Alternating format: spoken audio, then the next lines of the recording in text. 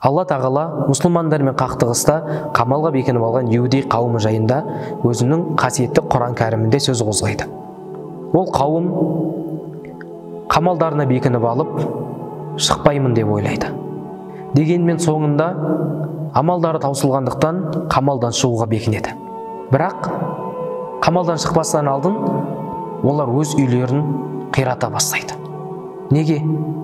Бұл туралы Алла тағала Құран кәрімде وَقَذَفَ فِي قُلُوبِهِمُ الرُّعْبَ Алла тағала олардың жүрегіне қорқыныш салып қойды дейді. Ол қандай қорқыныш еді?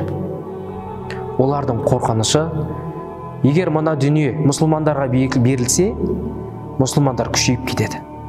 Мына біздің өз қолымызбен салған дүниелерімізді мұсылмандар қирататын болды ғой деген дүниеге деген қорқыныш еді. Байқасаңыздар, дүние үшін қорқу адамды ақымақтыққа алып барды. Алладан қорыққанда, Алланың құдіретін сезгенде олар олай жасамас еді. Себебі барлық тіршіліктің иесі Алла емес пе? Түйін. Алладан қорықпау кез келген заттан қорқуға алып келеді.